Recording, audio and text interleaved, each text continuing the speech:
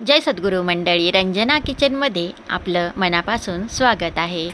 तर मंडळी, आज मी मस्त अशी कैरीपासून वाळवण रेसिपी बनवणार आहे। तर ही रेसिपी तुम्ही वर्षभर सुद्धा स्टोर करू शकता, अजिबात खराब होणार नाही आणि मस्त वाळून बघा अशी कुरकुरीत झालेली आहे। तर चला आता आपण रेसिपी पाहूया। तर इथे मी कैऱ्या घेतल्यात, तर इथे ह्या कच्च्या कैऱ्या आहेत आणि तुम्ही त्या लांब कैऱ्या घेतल्या तरी चालेल। आता ह्या कैऱ्या आहेत ना, इथे मी 1 किलो प्रमाणात घेतलेल्या आहेत। स्वच्छ धुवून घ्यायच्या आहेत, पुसून घ्यायच्या आहेत आणि नंतर या पद्धतीने इथं आपल्याला याचे असे तुकडे करून घ्यायचे आहेत। असे लांब लांबच तुकडे करून घ्यायचे आहेत आणि आता इथे असे थोडे मोठे मोठे करून घेतले का नंतर त्याचे आणखीन 2-2, 3-3 भाग असे पातळ, म्हणजे वाळताना लवकर वाळतील त्याकरता इथे मी, तर तुम्ही थोडे मोठे मोठे ठेवले तरी चालेल, काही हरकत नाही। तर मी इथे थोडे असे बारीक केलेले आहेत, पातळ पातळ केलेले आहेत। आता इथे मी मिरी पावडर तयार केली, थोडी मिरी भाजून घेतली आणि मग मिरी पावडर तयार केलेली आहे।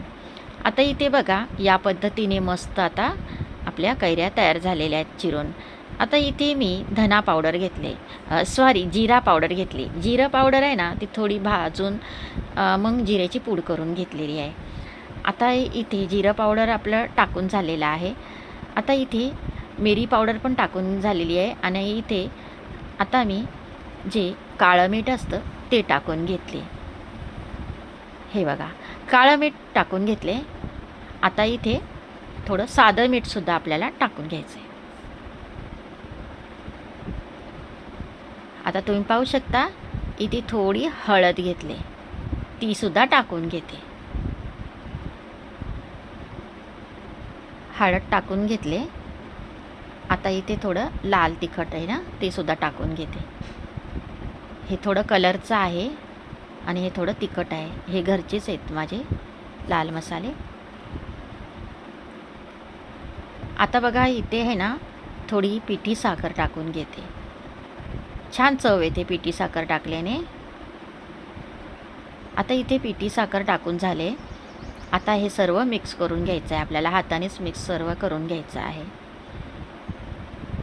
तर तुम्ही असे बनवून ठेवलं ना, तर हे नंतर आपल्याला भाजीमध्ये वगैरे पण टाकायला छान आहे, थोडा आंबटपणा येतो मस्त।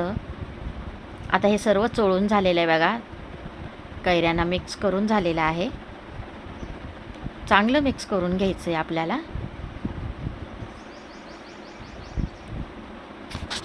आता इथे मी चाळणी घेतले, त्या चाळणीमध्ये पसरून देते।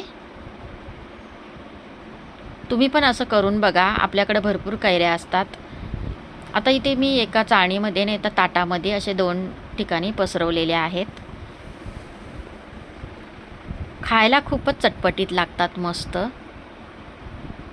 आता बघा इथे उन्हामध्ये मी 2 दिवस वाळून घेणार आहे। आता इथे उन्हामध्ये ठेवून घेते, इथे मागं पत्रा आहे ना, पत्र्यावरच ठेवून घेते। आता बघा इथे मी 2 दिवस ह्या वाळवल्या आणि मस्त असं सुक्या झाल्यात, पाहू शकता तुम्ही, एकच नंबर। आणि थोड्या कमी झाल्या कारण वाळवून थोड्या कमी होतात। तर बघा मस्त झालेल्या आहेत। तर मंडळी, तुम्ही पण या पद्धतीने असं बनवून बघा आणि आपल्याला पावसाळ्यात आहे ना मग काही राहत नाही, त्यामुळे हे असे बरणीमध्ये मस्त भरून ठेवायचं सुका झाल्या का, आणि मस्त मग थोडे थोडे काढून भाजीमध्ये पण किंवा असं पण जेवणाबरोबर खायला घेतलं ना, खूप छान लागतात।